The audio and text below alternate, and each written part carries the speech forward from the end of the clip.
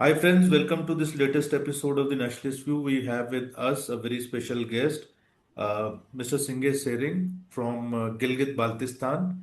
And Mr. Senge Sering, he is the founder of Institute for Gilgit-Baltistan Studies, which is a think tank based in Washington, D.C. in the United States of America. He has been working for more than 2 decades for the cause of Gilgit-Baltistan. And as I mentioned earlier, that he was born there, he was brought up there, and then he moved to Washington, and now from USA and from across the globe, he pursues the cause of Gilgit-Baltistan, which is a very understated cause as compared to many other causes. So we in this program we have done a program with him earlier, and we are trying to look at the situation in Gilgit-Baltistan in Pakistan-occupied Jammu Kashmir, and a detailed bio of Mr. Sering will be there in the description box of this video, along with the links of some of his latest work. He also writes extensively, and he has appeared in several international conferences. He's a scholar and a human rights activist also. So, Mr. Sering, thank you so much for taking time out from your busy schedule. Thank And you so welcome. much, Arunji. I'm really happy to be back on your show, and I hope that I'll be able to provide information that is very interesting for the people back in India, as well as help them understand what's going on in PoJK. So, sir, as you mentioned, right now there seems to be a bloodshed which is going on in POJK, and there are reports, varying reports, from 30 to 60 unarmed civilians killed in the indiscriminate firing by security forces of Pakistan. So, what is actually happening on the ground? What are the reports which you are getting in terms of the actual death toll in POJK, as an agitation has been going on for now almost about 40 days? So, So, what's your network, is telling you in terms of the POJK? so this agitation has been going on for last, I would say, more than 3 years actually. And it has been picking up. It has been augmented by the enhanced awareness among our local people, who now think that Pakistan has exposed itself as a brutal occupier rather than a benign state, which in 1947 tried to lure people in the name of Islam, in the name of Islamic Brotherhood, and in the name of Islamic welfare state that they promised to establish for the people of POJK. And it is very difficult, to be honest, to ascertain at this point the exact number of dead. We know that there are different websites that are sharing information with us. People do not have access to internet there. People have actually stopped going to the crowded urban areas. They do not want to get arrested. A large number of political activists have cases registered against them, and the Pakistani security forces are looking for them. So many of them are hiding in forests, many of them are hiding in villages. You must have seen videos recently that Pakistani security forces are setting fire to the forest there to discourage people from going towards those hideouts. They're also trying to use the members and the political workers belonging to Pakistan People's Party and Pakistan Muslim League to get more information about these human rights activists who are using different channels to share information outside the country. Sometimes people try to go towards the line of control to see if there's some signals coming from the Indian side.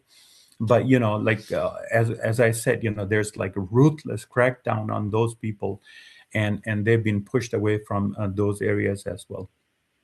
Many people who had cell phones that were working with some international support, they have been confiscated. So it is very difficult to ascertain the numbers right now, but to some extent we can say that more than 600 people have been kidnapped, forcefully disappeared by the Pakistani security forces in the last few weeks. The total number in the last 3 years, I would say, have increased over 1,700. Many of them probably are lingering in jail, but we do not know many of them. We even do not know their locations. The dead bodies, local people say that there are anywhere between 6 to 8 dead bodies that have been buried in the villages. So those are the confirmed numbers that you have. Other bodies, they are being kept in the hospitals under the supervision of the Pakistani security forces. And the Pakistani security forces have one condition to return those dead bodies, that the loved ones of those deceased, they must give in writing that these people were miscreants, they were terrorists, and they committed treason, they committed a terrorist activity, and because of that, they died. And local people are not willing to do that. They do not see any crime in standing against an oppressive regime. They do not see any crime in protesting out on the street to demand their basic rights. Why are they protesting? They are protesting because the political institutions and the judicial institutions have completely failed to take care of their needs. So that's why, we do not know the exact number. It is said that more than 47 in total have died so far. But as you know, the number vary anywhere between 36 to 60 and above. So, we're still trying to get more information out about that. So we have seen, the Pakistani, on one hand, the Pakistani establishment or Islamabad. So they claim that Pakistan-occupied Jammu Kashmir is an autonomous territory. They call it Azad Kashmir. And on the other hand, the Pakistani security forces are using live ammunition and shoot at sight tactics against peaceful protesters. So isn't there this contradiction? And how do you look at this contradiction? Well, to be honest, if you start from 1947, Pakistan never occupied these areas as to establish an autonomous land here, an autonomous administration here. For instance, if you look at the Karachi Agreement clearly shows that Pakistan has complete control over what needs to be done about Gilgit-Baltistan. There was no say of the local people in how Pakistan would directly get involved in the administration of Gilgit-Baltistan. So that shows a clear distinction between what an autonomous region is. I mean, I was just reading yesterday that one of your states have uranium. I think it's Meghalaya, It's Meghalaya, Meghalaya. Meghalaya. Yeah. And the central government cannot do anything or do not want to do anything because the state government said we're not going to let the uranium deposits be, developed and exploited. It is not in our interest. And I was reading that I think a majority of the uranium that India, possesses right now comes from that one state. So that is called, autonomy. When the local institutions say it is not in our interest to do something, we're going to vote against that. And then the central government said, okay, we're not going to do that. But meanwhile, we'll try to negotiate with you and find an alternative, plan B, plan C, something. So you're also happy at the same time we can do something for the greater collective good of the country, right? Not in Gilgit-Baltistan, not in PoJK. I mean, PoJK is ruled by the Pakistani military. It is in complete control of the Pakistani bureaucrats. They control the finances, they control the natural resources. All the natural resources that have been exploited there are done without the permission of the local people. Otherwise, when the local people stood against the Neelam Jhelum project, then Pakistan should have shown respect and listened to them, but they didn't. So there's no autonomy there. There's ruthless and brutal, occupation that is, Pakistan is there as an occupying country. United Nations never allowed Pakistan to administer POJK. There's no concept of Pakistan administered POJ, of Jammu Kashmir. Pakistan is an occupier. They were asked to withdraw within a certain time limit, and they forgot and they refused because Pakistan is known for violating domestic as well as international laws, and that's what they've been doing. And now they're talking about this thing called the Indus Valley Civilization, the Islamic Republic of Indus. What they're trying to do by, trying to bring even these areas in POJK even closer to Islamabad. and they want, to have complete control over the Indus water, and want to communicate to the world that we have the first right over the Indus water, not India. India has the Ganges, basin. We have the Indus basin, so this belongs to us, and that's why India doesn't have the right to stop our water. India doesn't have to exercise its rights as an upper riparian. We do not have to maintain peace with India, cordial relationship with India in order to get water. This water belongs to us. And while Pakistan is doing that, what they're trying to do is they're trying to remove the PoJK districts even farther away from the rest of Jammu and Kashmir by calling it, the extension of Potohar, extension of Jhelum and Mansehra. So, they never believed in its autonomy. They eventually want to assimilate, and annex it, and that's what they're trying to do. Sir, just to be on a little, I would say, kind of because being a media person, so that's a curiosity which I have. While innocents are being killed in Muzaffarabad, Rawalkot, and in other parts of POJK, the Pakistani state has also enforced an internet blackout, as you mentioned earlier. So now, how are experts like you bypassing this to get information about the bloodshed and of course, there's a lot of documentation also. There are a lot of videos also which are coming out. The audiovisual documentation. There are a lot of stories which are appearing in international media also. So how this is being being taken out? Because I've heard that Starlink through basically but the satellite phones and all that have been also confiscated. And I doubt, given the kind of underdevelopment which POJK has suffered over the last, more than 7 decades, there wouldn't be, too many people who would be having that kind of very advanced facility. It wouldn't be available at the mass scale.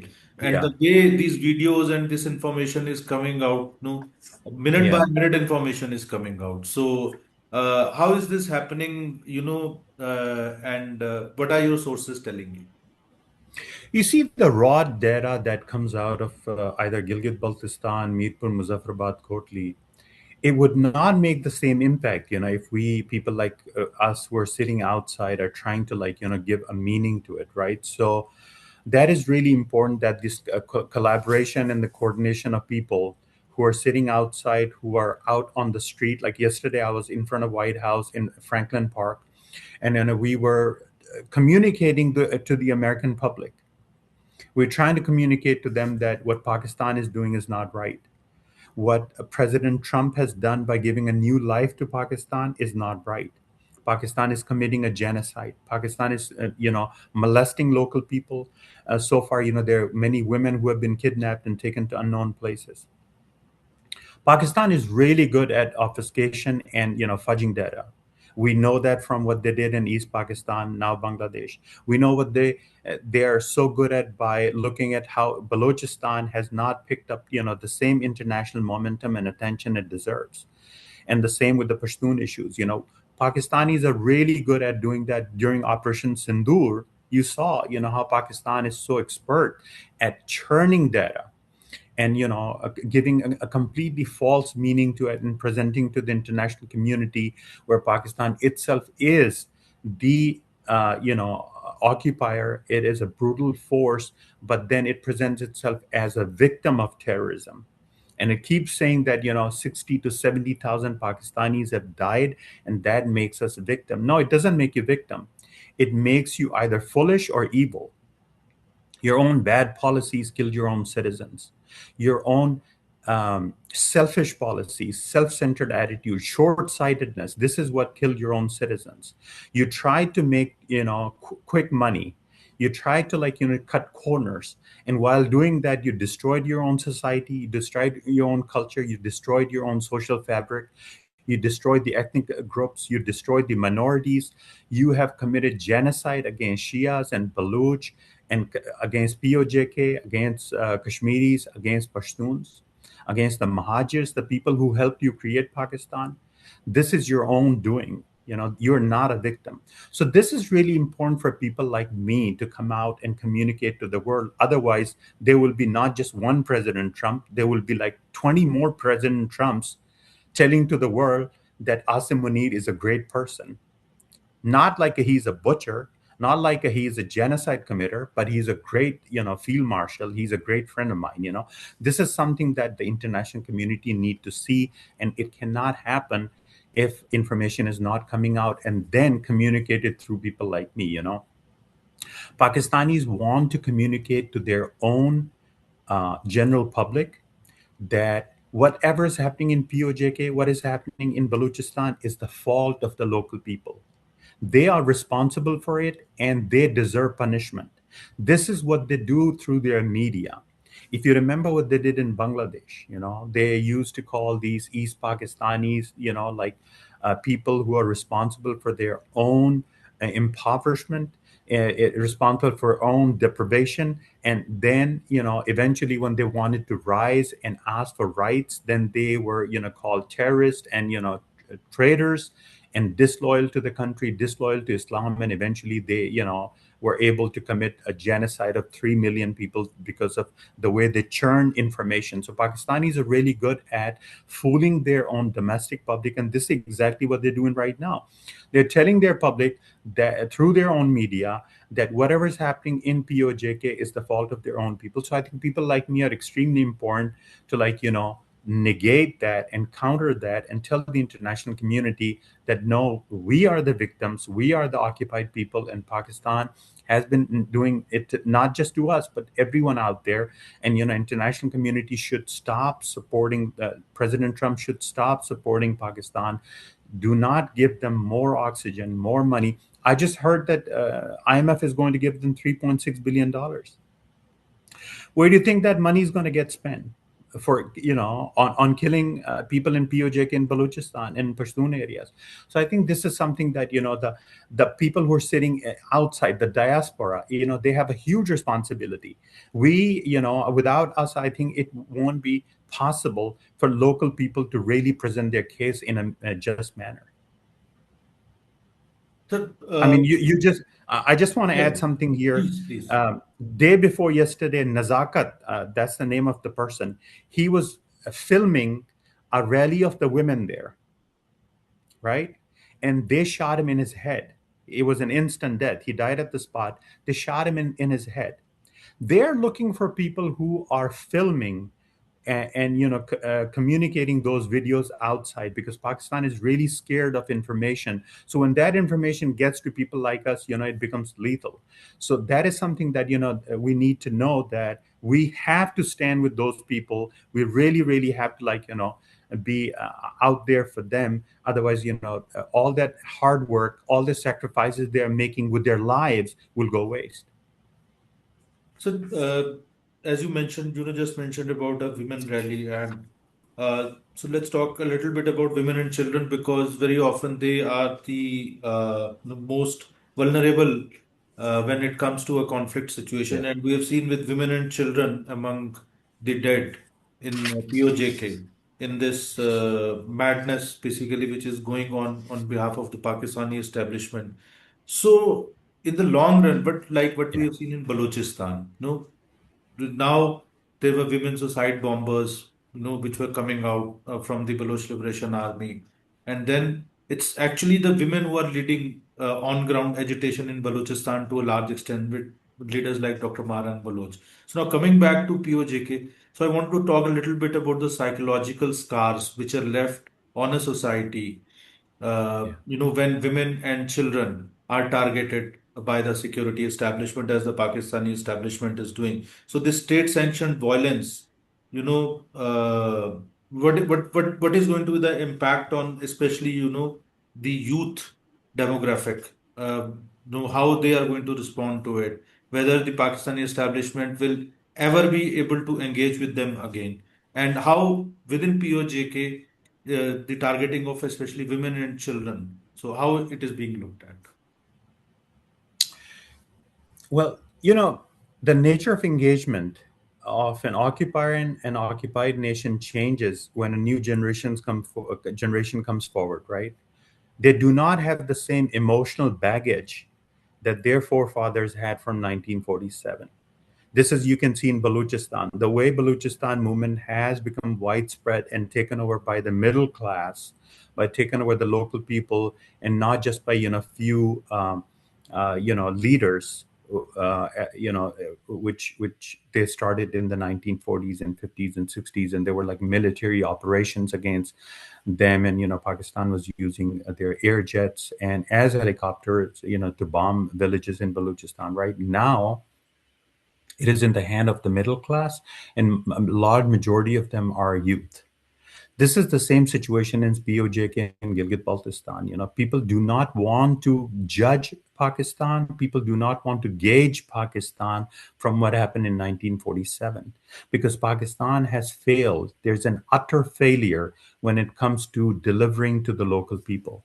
All the promises that were made to the local people, they were false. They were not going to come through. And Pakistan has presented itself as an exploiter, a true exploiter, right? So this is letting the youth come forward now, because the nature of the engagement with Pakistan is changing. That means with the passage of time, women also coming forward. It's not just like men on the street. So, as I just mentioned, there are so many people out there on the street, and women were matching the rallies, and some of these women have been kidnapped. When an occupied nation is humiliated and their identity is challenged, these are the times when people really stand up to defend their communities and their nations. And this is what Pakistan has done in PoJK. I've written articles on how the Pakistani society has failed the people of PoJK and only use them against India in Kashmir Valley. That is the only utility they have found of these people. They do not even see them as equal humans. So that humiliation that they have seen over the last 78 years is forcing them to change their behavior and their future destiny of their land. I've written articles on how Pakistani soldiers rape local women. That humiliation of the women cannot be justified, and it cannot be tolerated, especially by the youth who have no social baggage, who have no emotional baggage of 1947. They see Pakistan as a ruthless, brutal occupier that is only interested in their land and resources without the people. They want the people to be gone. They don't care about the people. They just want their land and resources. So these are important things that the youth are looking at. That's why the women are coming out. They are justifying this. As you said, in Balochistan, for instance, there were many Fedayeen attacks that happened there.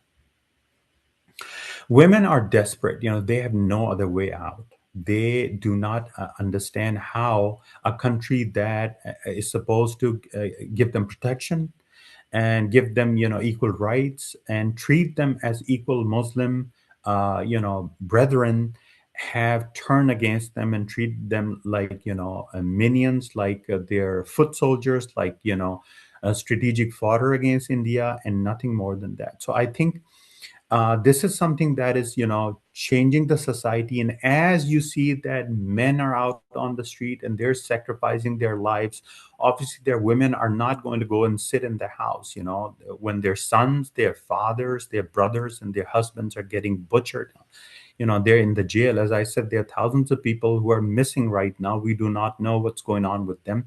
So this is the exact situation that you see that was in East Pakistan, that is in Balochistan, and now in PoJK. Women are out on the street, and I think this is giving new hope.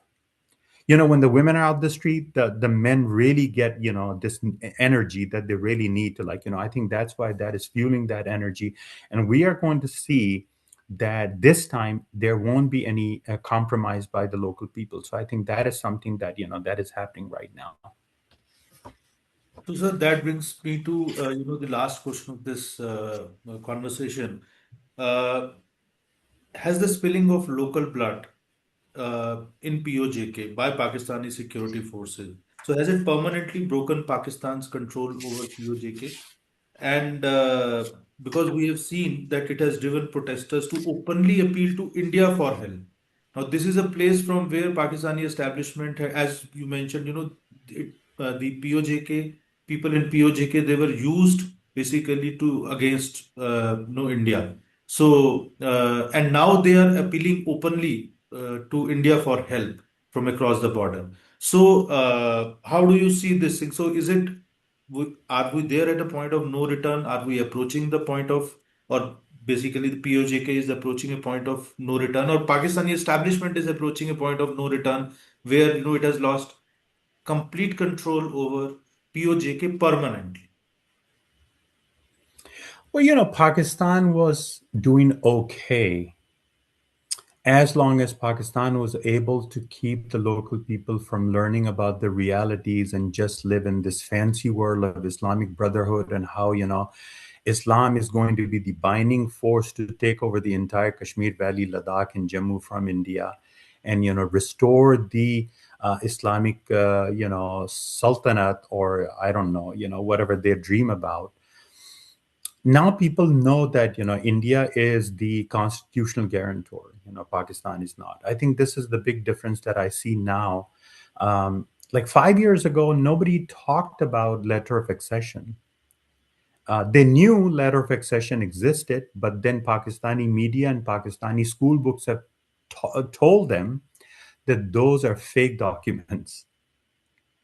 So now, when they have access to these documents and they understand, this time when they talk about this, they talk about the letter of accession as a valid legal document that has some weight and respect.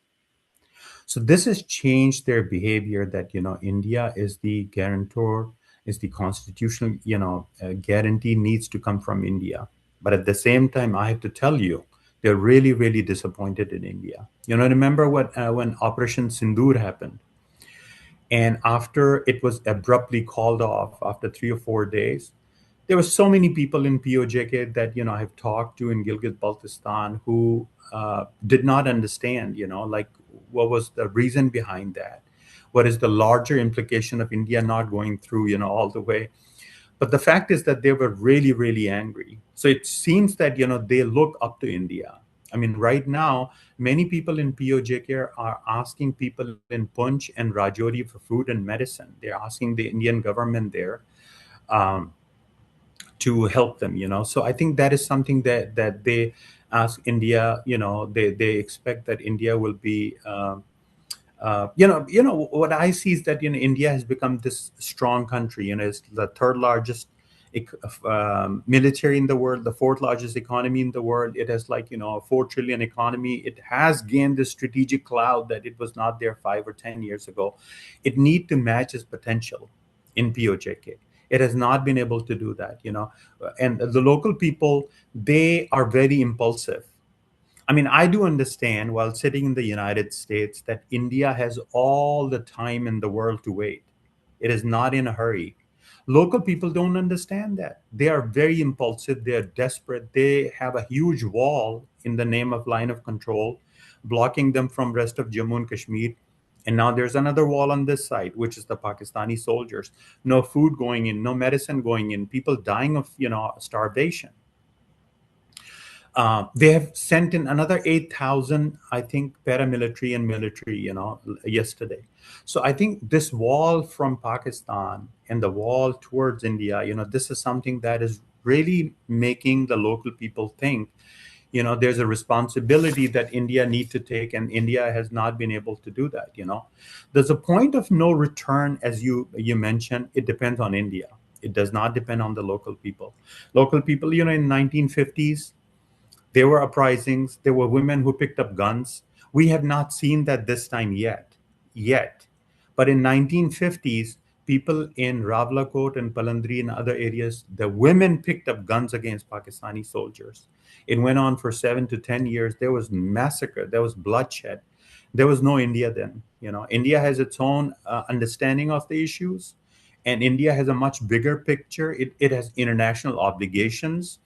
We understand that India has the time to wait, but local people are very impulsive, and they think that if India owns this land, then they need to be upfront about it. So I think that is something that I would like to say, that if the point of no return, it all depends on how India reacts to the situation. But the local people have understood that they're Indian citizens, they're not Pakistani citizens.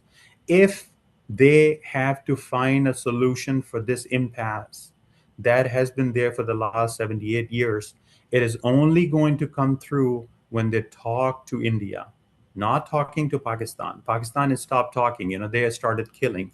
So by talking to India is something that need to happen.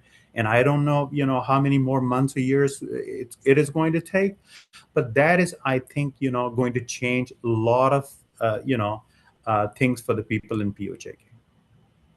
Thank you, Mr. Singh, for sparing your time and decoding all these issues, and we'll continue to follow this region, and because it has wider implications not only for regional security, but because of the strategic position of place like Yeah. Gilgit-Baltistan.